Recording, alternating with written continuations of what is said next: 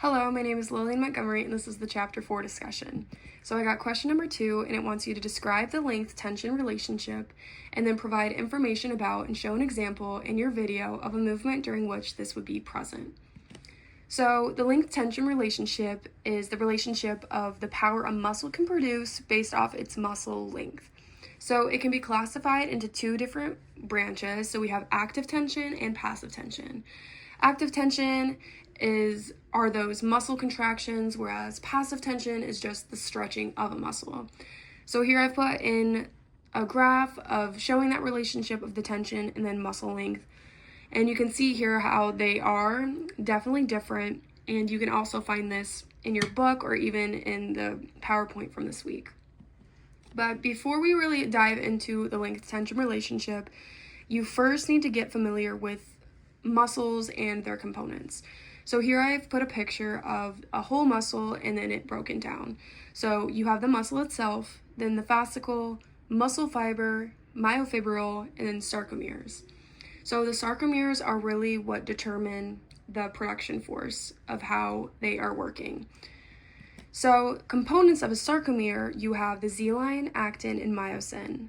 How these three components operate are, again, these are what determine the force and production of power. So the Z-line is a protein structure, and these little zigzags you see in this picture are what mark the start and end of a sarcomere. So if you see a Z-line, you either know it's the end or start of that sarcomere. Then you have the actin, and this again, another protein, and it forms thin filaments, and these are actually attached to the Z-line.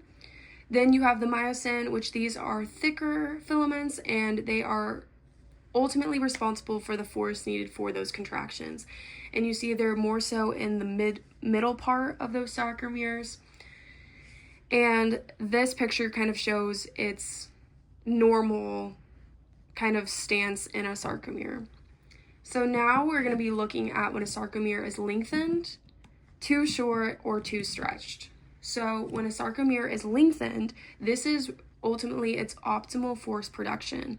So there's maximum overlap of the myosin and actin molecules, and this is really key to knowing when you're going to get the best force is when the myosin and actin overlap. Because now moving on to when a sarcomere is too short, the actin filaments overlap, the myosin filaments press against the Z-lines, the myosin heads are unable to bind to the actin, and so no force is able to be produced. So again, there's a lot going on here, but as you can notice, the actin and myosin are not overlapping, so the optimal force production is not going to be able to take place. Then when a sarcomere is too stretched, there is just ultimately no actin and myosin overlap. So again, this case scenario, there's also no force production. So the most force production will happen when those sarcomeres are lengthened. And again, seeing that myosin and actin overlap. So two exercises or movements that you see this muscle tension, this tension, length tension relationship is during a bicep curl and a squat. So really the midpoint of these exercises is going to be the highlight of the optimal force production. So when you're doing a bicep curl and you're about kind of like 90 degrees-ish, that's going to be your optimal force production.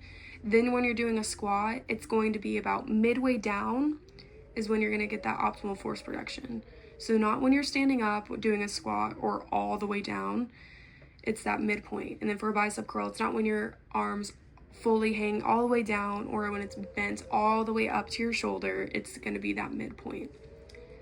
So I hope this video was helpful in describing the length-tension relationship. Thank you for listening.